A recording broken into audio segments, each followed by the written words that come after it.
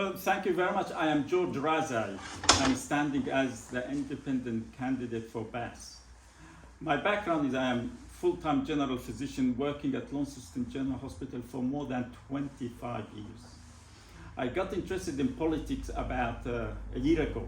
I gave a talk about the health of our nation, and particularly I was interested to look at what happened to the lucky country. So I looked at the physical and mental well-being of our nation for the last 20 years.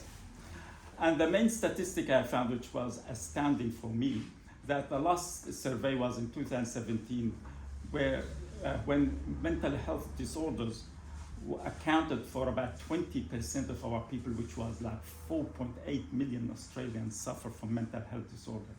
What about now with COVID? Probably it's around 40%. But when I looked at the statistics in the 90s, only 5.9% of Australians suffer from mental health disorders. So I asked myself a question: how come within 25 years, Australia was so laid back, easygoing, fun-loving land, and now they are the most stressed and anxious people? So I started to look at the causes of it, and I think that's what's most important. And I found that perhaps there is some relationship to government policies. So through last year, I was asking a student in the hospital, young professionals, physiotherapists, occupational therapists. I talked to parents with young children, and I talked to our seniors in their 70s and 80s. When I asked them one question, what is the most stressful thing in your life? They all come with the same answer: finances.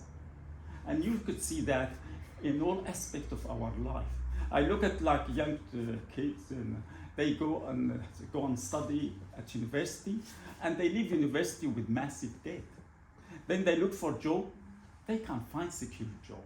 The job they get will be like for 1 year. When you look at also about buying a house, they can't even dream about buying a house. So Australia in the 90s, it wasn't like that. They used to go and study free, without any fees. They used to find secure job, and you could afford buying a house. They can't get that now. Look at our young families with young children. They are burdened with enormous debt because house prices have gone up so much. And now there has been decline in the also standard of our school. So parents often, they take their school to private school, which causes even more cost on young families. I look at our seniors. They are all stressed about their pension. Self-retiree, exactly the same thing. They have been asked to put so much money in their super, but still they don't feel that it is quite secure for them. Because every 10 years you find a collapse of the share market, and they lose so much money. And what happened? Nobody protects them.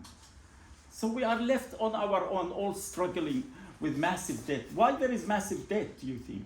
Because since the 90s, they started to give you incentive to buy houses.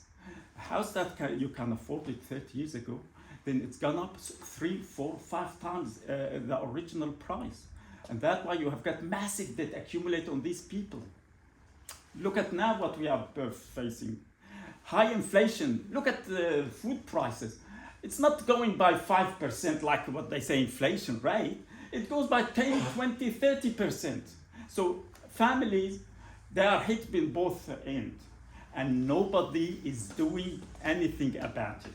All we are hearing, mainstream parties, they come up with policies, they're all recycled policies, promised with money. But if you look at what's happening to the nation, it's all getting worse all the time.